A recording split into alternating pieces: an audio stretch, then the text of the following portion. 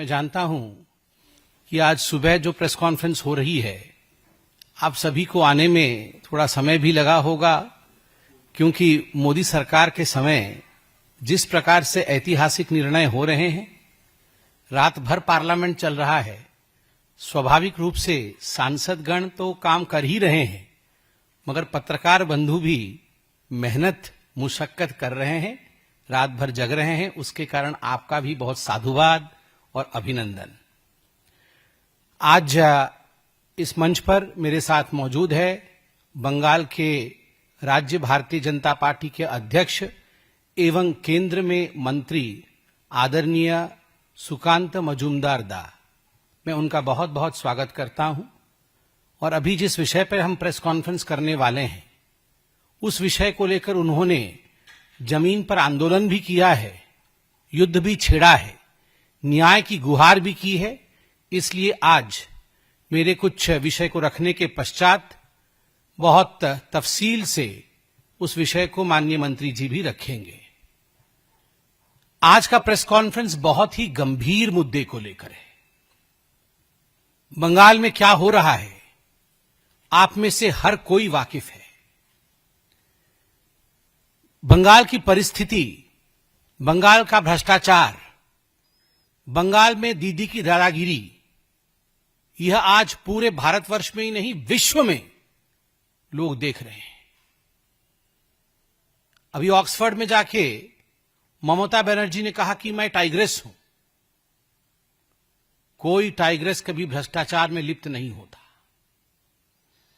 कोई टाइग्रेस कभी अपने ही बच्चों का भक्षण नहीं करता है। जो वास्तविक लीडर होता है, वो कभी पैसा मार करके भ्रष्टाचार के और करप्शन के माध्यम से अपने ही लोगों को नर्क में नहीं भेजता है, उनका जिंदगी, उनके जीवन को नारकीय नहीं बनाता है। मगर बड़े दुख के साथ कहना पड़ रहा है कि ममता बनर्जी एवं उनकी सरकार ने बंगाल में जिस प्रकार से भ्रष्टाचार को अनलीश किया है, भ्रष्टाचार को खुलेआम छोड़ रखा है, आज उसका गाज लाखों लोगों के ऊपर पड़ा है। आप सबने देखा, कल सुप्रीम कोर्ट, भारत का सर्वोच्च न्यायालय सुप्रीम कोर्ट ने बंगाल में जो स्कूल भर्ती घोटाला हुआ था, स्कूल भर्ती घोटाला 2016 से 2021 के बीच लगभग 23 से 24 लाख एप्लीकेंट बंगाल के अंदर टीचर और नॉन टीचिंग स्टाफ की पोस्ट जो एडवर्टाइजमेंट के माध्यम से निकली थी, उसमें उन्होंने अप्लाई किया था। और 2016 से 2021 के बीच लगभग 25,780 से अधिक टीचर और नॉन टीचिंग स्टाफ का रिक्रूटमेंट किया गया था। और उसमें इतने बड़े तादाद में भ्रष्टाचार हुआ था कि इस विषय को लेकर अनेकों लोग कोर्ट में गए थे। और उस समय बंगाल में इसे ब्राइब फॉर जॉब स्कैम, पैसा लेकर काम देने वाला scam, bribe for job scam और स्कूल भर्ती घोटाले के नाम से जाना गया। अप्रैल 22, 2024 में कलकत्ता के हाईकोर्ट ने बड़ा स्पष्ट निर्णय दिया। उन्होंने यह निर्णय दिया कि ये जो 25,780 रिक्रूटमेंट जिनकी हुई है, यह रिक्रूटमेंट प्रोसीजर फॉल्टी है, ये भ्रष्टाचार से मारा हुआ है, पैसा लेकर गलत तरीकों से ओएमआर सीट जो होती है, उस ओएमआर सीट जिसको कि ऑप्टिकल मार्क रिकॉग्नाइजेशन शीट कहते हैं, जब ये एग्जाम होता है तो इसकी शीट की इवैल्यूएशन होती है, उसको डिस्ट्रॉय कर दिया गया ताकि ये पता न चले कि कौन सही है और कौन गलत है, ताकि जो सबसे नीचे के पायदान पे जिस कैंडिडेट का मार्किंग हुआ है उसको ऊपर लाके एक हायर रैंक में स्थापित किया जा सके। जो टॉपर नहीं है उसको टॉपर बना दिया जाए, जिसने क्वालिफाई नहीं किया और ओएमआर शीट में कोई भी प्रश्न का उत्तर नहीं दिया, उसको किस प्रकार से रिक्रूटमेंट दे दिया जाए पैसे के बल पर। तो कलकत्ता हाईकोर्ट ने 22 अप्रैल 2024 में स्पष्टतः कहा कि इसे खारिज किया जाए, दूसरी बार अपॉइंटमेंट प्रोसेस शुरू की जाए और सबसे बड़ी बात सीबीआई की जांच हो। सीबीआई की जांच हो। आप याद करिए उस समय किस प्रकार ममता बनर्जी और उनके जो साथी हैं टीएमसी के सीबीआई के खिलाफ, ईडी के खिलाफ अनर्गल बयानबाजी कर रहे थे। सीबीआई कैसे राज्य में प्रवेश नहीं करे, और ये जो इंडी अलायंस वाले हैं सब भ्रष्टाचारी, ये सारे भ्रष्टाचारी मिलकर हम कर्नाटक में सीबीआई को घुसने नहीं देंगे, हम बंगाल में सीबीआई को घुसने नहीं देंगे, जहां कांग्रेस शासित राज्य या इंडी के गठबंधन के लोग हैं वहां सीबीआई नहीं घुसेगी। क्यों नहीं घुसेगी? क्योंकि वहां हम डाका डालेंगे, हम वहां चोरी करेंगे और हमारी चोरी सीना जोरी के दम पर होगा, कोई हमें पकड़ने की हिम्मत नहीं करेगा। और कल सुप्रीम कोर्ट ने chief justice of India Sanjeev Khanna और जस्टिस संजय कुमार की बेंच ने अपना फाइनल जजमेंट सुनाया। जब हाई कोर्ट ने यह जजमेंट दिया था खारिज करने का, तो 126 एप्लीकेंट गए थे सुप्रीम कोर्ट में अपना एप्लीकेशन दायर करने के लिए, अपील दायर करने के लिए कि हाई कोर्ट के इस जजमेंट को खारिज कर दिया जाए। उसमें से एक एप्लीकेंट वेस्ट बंगाल की सरकार भी थी। सरकार ने कहा नहीं, ये हाईकोर्ट गलत बोल रही है, ये हाईकोर्ट हमारे एजुकेशन सिस्टम को ध्वंस करना चाहती है, तो हाईकोर्ट के इस फरमान को, हाईकोर्ट के इस डिसीजन को खारिज कर दिया जाए। सोचिए, ऐसा बोला था वेस्ट बंगाल की सरकार ने। सुप्रीम कोर्ट ने उस समय स्टे ऑर्डर दिया कि ठीक है, अभी स्टे करिए, हम पूरे तफसील से स्टडी करेंगे। उन्होंने सब पे स्टे ऑर्डर दिया, तफसील से इसमें पूरी स्टडी हुई, और कल सुप्रीम कोर्ट ने 2 जजों की बेंच, जिसमें chief justice of India Sanjeev Khanna और जस्टिस संजय कुमार, दोनों ने अपना जजमेंट सुनाया। मैं जजमेंट का एक अंश पढ़ के सुनाता। We have gone through the facts regarding findings of this case. Entire selection process is vitiated by manipulation and fraud. हमने इस केस के तथ्य को जांचा है, पूरे केस के तथ्य को जांचा है, सुप्रीम कोर्ट कह रही है, और पूरा का पूरा मामला जो सिलेक्शन प्रोसेस है वो मैनिपुलेटिव है, उसको मैनिपुलेट किया गया है और फ्रॉड है, धोखाधड़ी है, धोखा दिया गया है। Credibility and legitimacy has been denuded. Credibility और लेजिटिमेसी की धज्जियां उड़ गई हैं। किसकी क्रेडिबिलिटी और किसकी लेजिटिमेसी की धज्जियां उड़ी है? ममता बनर्जी की सरकार, वेस्ट बंगाल की सरकार और वेस्ट बंगाल की मुख्यमंत्री ममता बनर्जी की क्रेडिबिलिटी और उनकी लेजिटिमेसी की धज्जियां उड़ गई हैं। यह सुप्रीम कोर्ट ने कहा है, यह कोई भारतीय जनता पार्टी नहीं कह रही। No reason to interfere in the high court judgment. Supreme court ने कहा कोई कारण नहीं है कि जो हाईकोर्ट की जजमेंट है उसमें हम इंटरफियर करें। हाईकोर्ट ने ठीक कहा है, tainted candidates must be terminated. 23 lakh से 24 लाख युवकों ने, युवतियों ने दिन रात पढ़ाई करके एप्लीकेशन भरा कि हम टीचर बनेंगे, नॉन टीचिंग स्टाफ में जाएंगे, हमारा जीवन आगे बढ़ेगा, बूढ़ी मां बाप को हम पालेंगे। और अंततः आपने पैसे लेकर 5 से 15 लाख रुपए तक या उससे ज्यादा पैसे लिए गए, मैं उस पर भी आऊंगा, एक एक कैंडिडेट से, और पैसे के दम पर आपने ये जो भर्ती किया है, ये टेंटेड कैंडिडेट्स को टर्मिनेट करना होगा, ये सुप्रीम कोर्ट ने कहा। Appointments were result of cheating and fraud. ये जो अपॉइंटमेंट हुआ है ये चीटिंग और फ्रॉड के नतीजे से हुआ है, धोखेबाजी से की गई है। ये सुप्रीम कोर्ट ने कहा है, ये कोई भारतीय जनता पार्टी नहीं कह रही है। आप सोचिए, अगर किसी और मुख्यमंत्री के लिए ऐसे शब्दों का उच्चारण डिस्ट्रिक्ट कोर्ट भी कर दी होती तो हाय हंगामा मच जाता। राहुल गांधी पजामा और टी शर्ट में ही आ जाते पार्लियामेंट। वो आए भी थे शायद कल परसों, वो पजामा टी शर्ट में आके बोलते डेमोक्रेसी खत्म हो गई, हत्या हो गई डेमोक्रेसी की, मुख्यमंत्री को गिरफ्तार करो, अरेस्ट करो, हिटलर है। कहां है भैया राहुल गांधी? कहां हो आप? कहां है ये इंडी वाले?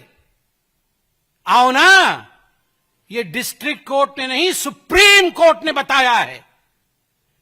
और ऐसे रिक्रूटमेंट स्कैम्स के लिए याद करिए, हरियाणा में पूर्व में मुख्यमंत्री जेल गए हैं, जेल। दीदी जेल जाएंगी, अलबत्त जाएंगी। हिंदुस्तान में कानून का शासन है, और एक बार हमारी सरकार बनेगी बंगाल में, the full force of law will come upon Mamata Banerjee. पूरा फोर्स जो कानून का है, नैतिकता का है, भारत के संविधान का है, उसके मुताबिक जिन लोगों ने हजारों लाखों लोगों के जीवन को नारकीय बनाया है, उनको दुख दिया है, प्रताड़ना दी है, वो जेल के सलाखों के पीछे होने ही चाहिए। मैं आज न्यूज में देख रहा था, कितने लोग रो रहे हैं, कितनी टीचर्स रो रही हैं, उनका घर बर्बाद हो रहा है। ये जो अभी लगभग 26,000 लोग निकाले जाएंगे, क्या लगता है आपको, अगर भ्रष्टाचार के माध्यम से भी जो टेंटेड हैं उनको भी रखा गया हो, तो उनके जिंदगी पर भी क्या गुजर रही होगी? क्योंकि ये सारी घपलेबाजी, घोटालेबाजी ममता बनर्जी की सरकार ने किया है, इसलिए लाखों लोग आज परेशान हैं। ममता बनर्जी जी से आज हम सब डिमांड करते हैं कि जो 25,750 लोगों की तनख्वाह बंद होगी, ममता बनर्जी टीएमसी के फंड से, सीएम रिलीफ फंड से उनका भरण पोषण करे और उनको सैलरी दे, उनको सैलरी दे और उनका भरण पोषण करे। और ममता बनर्जी ने कल कहा है सुप्रीम कोर्ट के इस जजमेंट के पश्चात कि ह्यूमैनिटेरियन ग्राउंड में, ऐसे ह्यूमैनिटेरियन तो ग्राउंड तो वो समझती ही नहीं, ह्यूमैनिटेरियन ग्राउंड पे मैं सुप्रीम कोर्ट की जजमेंट को नहीं मानूंगी।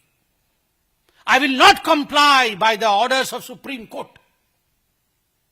मैं नहीं मानती हूं, मैं खारिज करती हूं सुप्रीम कोर्ट के ऑर्डर को। मेरा सुप्रीम कोर्ट से भी सविनय निवेदन है कि ऐसे विषयों को सुओ मोटो उठाना चाहिए और contempt of court Mamata Banerjee और तृणमूल कांग्रेस की सरकार पर लगना चाहिए। किसी मुख्यमंत्री की हिम्मत हो सकती है ऐसे, वो सुप्रीम कोर्ट के लिए कहे कि हम सुप्रीम कोर्ट के ऑर्डर को नहीं मानेंगे? This is Hitlership. यह होता है डिक्टेटरशिप, यह होता है हिटलर बनना। जब कोई व्यक्ति उठकर कह दे कि मैं सुप्रीम कोर्ट को नहीं मानती, मैं सुप्रीम कोर्ट के जजमेंट को नहीं मानूंगी, यह होता है डिक्टेटरशिप। और इसलिए इस तालिबानी डिक्टेटरशिप शासन के खिलाफ आज बंगाल की जनता को एक होने की आवश्यकता है। याद करिए, वो पार्थ चैटर्जी, सब लाया हूं मैं, वो पार्थ चैटर्जी जो गिरफ्तार हुए थे 2022 में, उस समय वो पार्थ चैटर्जी स्टेट के एजुकेशन मिनिस्टर थे। और स्टेट के एजुकेशन मिनिस्टर के साथ साथ कौन कौन गिरफ्तार हुए थे? एमएलए मानिक भट्टाचार्य, एमएलए जीवन Krishna Saha, TMC leader Shantanu Kundu, TMC leader quintal Ghosh. सबसे मुख्य पार्थ चैटर्जी, मगर मेरे से भी गलत उच्चारण हो गया, सबसे मुख्य पार्थ चैटर्जी नहीं, पार्थ चैटर्जी का जो अरेस्ट मेमो है, मुझे पता नहीं आप में से कितने लोगों ने पार्थ चैटर्जी का अरेस्ट मेमो पढ़ा है। पार्थ चैटर्जी ने अपने अरेस्ट मेमो में लिखा है, your guardian and your relative, जिसके कहने पर आप काम करते हैं, उन्होंने लिखा है अपने हैंडराइटिंग से ममता बनर्जी, ममता बंदोपाध्याय, हमार गार्डियन। आप सोचिए, पथप्रदर्शक ममता बनर्जी, আমার গার্ডিয়ান মমতা ব্যানার্জি, আমার रिश्तेदार, আমার रिलेटिव ममता बनर्जी, ममता दीदी। ये उनके अरेस्ट मेमो में लिखा हुआ है, आप जाके देखिए अरेस्ट मेमो। अरे जो पथ प्रदर्शक है, जो मार्गदर्शक है, जिसके कहने पर आपने ये घोटाला किया, वो पार्थ चैटर्जी जेल के अंदर है, तो दीदी जेल के अंदर क्यों नहीं? ये फोटो देखिए, ये पार्थ चैटर्जी, पार्थ चैटर्जी के साथ जो मोहतरमा खड़ी है उनका नाम अर्पिता घोष है। आप सब जानते हैं अर्पिता घोष उनकी एसोसिएट थी। और ये जो नोटों की गड्डी 2 बार रेड हुए और कुल मिलाकर के 49 करोड़ रुपया, अर्पिता मुखर्जी ये अर्पिता मुखर्जी उनकी एड है, क्लोज एड। अर्पिता मुखर्जी के घर में भी रेड हुए, अनेकों और जगह रेड हुए। 49 करोड़ रुपए ईडी ने रिकवर किया इस रेड में। आप अभी जो मैंने बताया अरेस्ट मेमो में क्लोज रिलेटिव एंड मार्गदर्शक, देखिए ये चिन्ह दोनों मार्गदर्शक से मार्गदर्शन ले रहे हैं। आप देखिए फोटो अच्छे से देखिए, इसको छापिए भी। ये देखिए क्या करना होगा, पूछ रही हैं दीदी से पार्थदा। पार्थ जी पूछ रहे हैं, दीदी बोल रही है सब घोटाला करो, सब घोटाला करो, ये पैसा टीएमसी में जमा करो। यही बात हो रहा है। यहां देखिए, ये देखिए वही चल रहा है दोनों के बीच खुसुर फुसुर, किस प्रकार करोड़ों रुपए हथियाया जाए। ये दोनों देखिए जरा, गार्डियन एंड क्लोज रिलेटिव दोनों की फोटो। और ये देखिए जनता की गाढ़ी कमाई और जनता की गाढ़ी कमाई के क्या यहां हश्र किया गया है।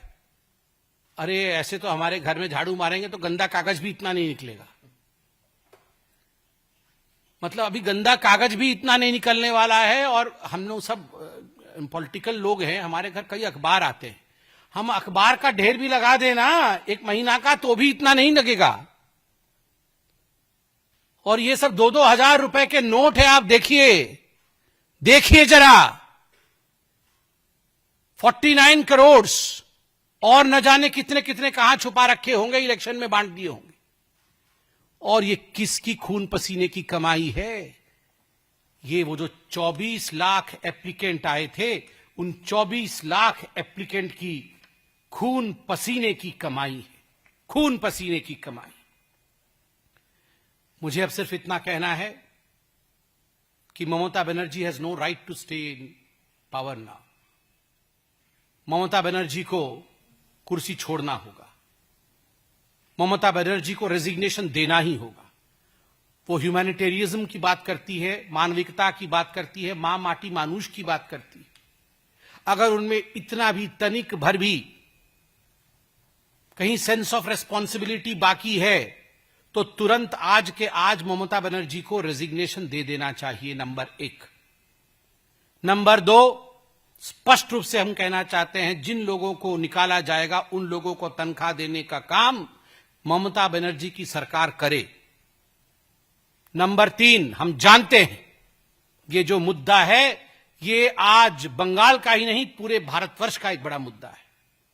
और आज ही आप देखिएगा ममता बनर्जी कुछ ना कुछ ऐसे दंगे इत्यादि भड़काना शुरू कर देगी बंगाल के अंदर, ताकि किसी भी कीमत पर लोगों का नजर इस घपले से हट करके लोग अपने आप को बचाने में, लोग अपने आप को किस प्रकार से सुरक्षित रख के उस पर लगेंगे। Civil instigate fears among people. आप देखिएगा आज भय का वातावरण बंगाल में बना देगी, वो कुछ ना कुछ करेगी ऐसा जिससे वहां भय का वातावरण हो जाए। और मैं कहना चाहता हूं ममता जी से और टीएमसी से, कुर्सी खाली करो, कुर्सी खाली करो कि जनता आती है, चेयर खाली करो, जनगण आसछे, जनगण आसछे ममता दी, चेयर खाली करो। करते होबे, अन्य उपाय ना, करते होबे, चेयर खाली करते होबे। को नमस्कार। माननीय संबित पात्रा जी ने पूरे विषय को विस्तृत रूप से आपके सामने रखा। कल इस घटना घटने के बाद, यानी सुप्रीम कोर्ट के आदेश आने के बाद ममता बनर्जी मीडिया के सामने आई और सबको दोषारोपण किया, सबको दोष दिया। सुकांत मजूमदार से लेकर सीपीएम के नेताओं से लेकर जज को लेकर जुडिशियरी को लेकर, जैसे संबित पात्रा जी ने बताया कि क्वांटम ऑफ कोर्ट की हद तक, और वो भी एपेक्स कोर्ट ऑफ इंडिया, उसकी क्वांटम तक वो चले गई। लेकिन जिन्होंने पैसा लिया, जिन तृणमूल कांग्रेस के नेताओं ने पैसा लिया, ममता बनर्जी के लोगों ने पैसा लिया और ममता बनर्जी ने उनको बचाया, सुपर न्यूमररी पोस्ट बनाकर कैबिनेट बैठी अलग से। यानी अगर स्कूलों में 1000 टीचर चाहिए तो जो लोगों को, टेंटेड लोगों को लिया गया, उनको बचाने के लिए 1000 से ऊपर 1500 पोस्ट क्रिएट किए गए, कैबिनेट बैठी थी। तो हमारी मांग ये है कि अगर कैबिनेट बैठ के अगर ये डिसीजन लेता है कि चोरों को बचाना है, जिन्होंने पैसा लेकर नौकरी खरीदा उनको बचाना है, तो उस कैबिनेट की जो हेड है, जिसके अनुप्रेरणा से बंगाल में सब कुछ होता है, और वो पूरी कैबिनेट जेल के अंदर होनी चाहिए, जेल के बाहर नहीं रहनी चाहिए, क्योंकि पूरी तरीके से दर्शाता है कि इस कैबिनेट ने चोरों को बचाने के लिए काम किया। और ममता बनर्जी बचा सकती थी। देखिए, ये जो 26,000 लोग, लगभग 25,752 एकदम अगर सही बोले तो 3753, तो इन सब लोगों में सब टेम्पटेड नहीं है, सबने पैसा देके नौकरी खरीदा नहीं था। कल रो रहे थे टीचर, और ये इशू मेरे हार्ट के बहुत करीब है, क्योंकि मैंने अपनी जिंदगी का पहला नौकरी इसी एग्जाम देके मुझे मिला था, स्कूल सर्विस कमीशन। मेरे धर्मपत्नी जी अभी भी इसी एग्जाम देकर स्कूल में नौकरी करती है, पढ़ाती है। बंगाल में हमेशा शिक्षकों की एक मर्यादा थी, टीचर को एक सम्मान से देखा जाता था बंगाल में। कल हम जब देख रहे थे कि ममता बनर्जी के कारण यूनिवर्सिटी टॉपर, गोल्ड मेडलिस्ट रो रही थी, बहुत सारे लोग रो रहे थे कि ईएमआई कैसे देंगे, परिवार को चलाएंगे कैसे, बूढ़ी मां बाप है, उनकी दवाई कहां से होगी। इसके लिए अगर कोई रिस्पॉन्सिबल है, एक व्यक्ति को अगर रिस्पॉन्सिबल किया जा सकता है, उसका नाम ममता बनर्जी है और उनकी पूरी पार्टी है। ये मैंने जो बताया कि लोअर कोर्ट ने, यानी हाई कोर्ट में सिंगल बेंच ने ये सजेशन दिया था कि आप दूध को अलग करो, पानी को अलग करो। यहां तक कि हाई कोर्ट ने यह भी बोला था कि लगभग 5,000 अराउंड जो दागी है, मतलब जिन्होंने पैसा देकर नौकरी खरीदा, बाकी लोग सही है एकदम, अपने परिश्रम से पढ़ाई करके उन्होंने ये नौकरी जुटाई थी, अपने पुरुषार्थ पर उनको नौकरी मिला था। लेकिन ममता बनर्जी के जो एडवाइजर थे, उन्होंने उनको एडवाइस दिया कि आप अगर बचना चाहती है तो, अगर तृणमूल कांग्रेस के नेताओं को जिन्होंने पैसा लिया हाथ फैलाकर, उनको बचाना चाहते हैं तो दूध और पानी को आप मिला दो। तो दूध और पानी जब मिल जाएगा, कोर्ट इसको डिफरेंशिएट नहीं कर पाएगी, अलग नहीं कर पाएगी, तो कोर्ट बोलेगा ठीक है, जो हो गया, उसको रहने दो। अब पासा उल्टा पड़ गया है।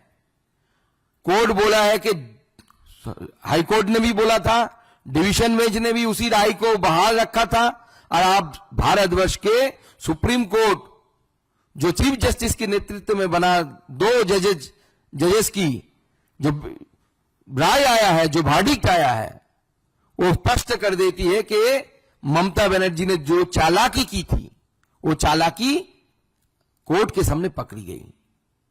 कोर्ट ने उल्टा बोला कि दूध और पानी अगर अलग नहीं किया जा सकता तो पूरा ही फेंक दो। लेकिन इस जो वर्डिक्ट आया है, इस वर्डिक्ट में हमारा सिर्फ इतना ही सवाल है कि लगभग 20,000 से ऊपर लोग जिन्होंने परिश्रम करके जिनको नौकरी मिला, उनका कोई दोष होने के बावजूद उनका नौकरी जा रहा है। लेकिन टीएमसी के जो लीडर जिन्होंने पैसा लिया, पैसा लेके नौकरी बेचा, मॉल बना दिया है ममता बनर्जी ने पश्चिम बंगाल में को। जो खरीदना है आपको, टीचर खरीदना है, नौकरी खरीदना है, सैंड लेके नदी से बेचना है, जो चाहे आप कर सकते हैं, सिर्फ पैसा देना है। शॉपिंग मॉल बना के रख दिया है ममता बनर्जी पश्चिम बंगाल को। इसलिए हम चाहते हैं कि सरकार, संविधान ने जो प्रपोजल दिया कि पार्टी के पैसे से सीएम रिलीफ फंड से जो योग्य है उनको पैसा देने की काम किया जाए, सीएम रिलीफ फंड से और टीएमसी की पार्टी से, क्योंकि पैसा टीएमसी की पार्टी के पास गया है।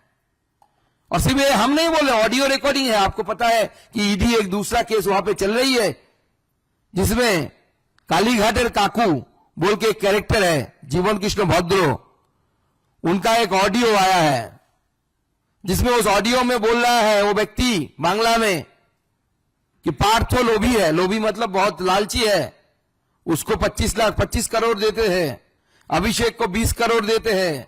जिस मानिक भट्टाचार्य का नाम इन्होंने लिया, उस मानिक को इतना देते हैं, बंटवारा चल रहा है पैसे की, ऑडियो में है। हाँ, कौन अभिषेक है ये तो सब जानते हैं, ये कौन सा अभिषेक है। कभी वो बोले थे कि मेरे खिलाफ एक भी सबूत आ जाएगा या मेरे खिलाफ चोरी हो जाए, प्रमाणित हो जाएगी, तो मैं फांसी के मंच में अपने आप को लटका दूंगा। अब उनको मंच नहीं मिल रहा है कि क्या नहीं मिल रहा है मालूम नहीं मुझे, लेकिन ये जो एक के बाद एक चोरी बंगाल में तृणमूल कांग्रेस के समय हुई है, इसका हद पार हो चुका है। ममता बनर्जी को अब जाना चाहिए। अगर खुद से उतरती है तो चेयर से तो सही है, नहीं तो जनता जनार्दन जाके कान पकड़ के चेयर से उतार देगी। वो समय आ रहा है। तो पहला डिमांड हमारा है सीएम रिलीफ फंड से या पार्टी से आप पैसा दो इनको। दूसरी मेरी एक सजेशन है ममता बनर्जी की सरकार को कि जो योग्य कैंडिडेट है लगभग 20,000 से ऊपर, इनको कोर्ट ने बोला कि आप 3 महीने बाद फिर एग्जाम दो, देके आपने आपको एलिजिबल साबित करो। अब एक टीचर 16 से पढ़ा रही है स्कूल में, आप जानते हैं एग्जाम जो होता है वो ग्रेजुएट या मास्टर डिग्री लेवल का होता है, जो सिलेक्शन का एग्जाम होता है, और स्कूल में पढ़ाना पड़ता है स्कूल स्टैंडर्ड के 11-12 स्टैंडर्ड या उसके नीचे वाला स्टैंडर्ड का। तो स्वाभाविक है सब्जेक्ट से सब डिटैच है 16 साल से आज तक। उतना तो ऑनर्स या बीए, बीएससी, एमएससी, एमए उस सब्जेक्ट से लोग डिटैच है। तो मेरा सजेशन है कि मैं अपने जिंदगी के 10 साल लगभग पढ़ाते आ रहा हूं, कॉलेज, स्कूल, यूनिवर्सिटी मिलाकर। मेरा एक सजेशन सरकार से है कि आप ये जो योग्य व्यक्ति है जब एसएससी में बैठेंगे, इन्होंने इतने साल पढ़ाया, 16 से 25 साल तक पढ़ाया, हर साल के लिए एसएससी के रूल में परिवर्तन करिए, हर साल के लिए उनको मार्क्स देनी चाहिए, क्योंकि एक्सपीरियंस का मार्क्स हर रिक्रूटमेंट में होता है। कोई बंदा कॉलेज सर्विस कमीशन में जाता है तो उन्होंने कितना कॉलेज में पढ़ाया, कितना साल, उसके लिए मार्क्स दिया जाता है।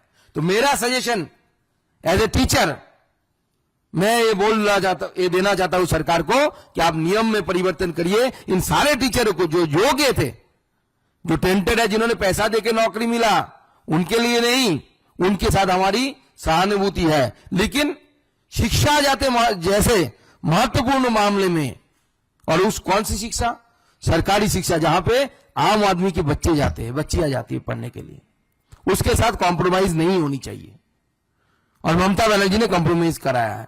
इसलिए जो एग्जाम में बैठेंगे योग्य टीचर है, उनको रिलीफ मार्क देने की व्यवस्था की जाए। और लॉ के जानकार लोग वो बता पाएंगे। मैं सरकार को कि मैं बोलूंगा, उनसे रिक्वेस्ट करूंगा कि आप, बहुत हो चुका है, आप लॉयरों से, एडवोकेट से सलाह परामर्श करिए।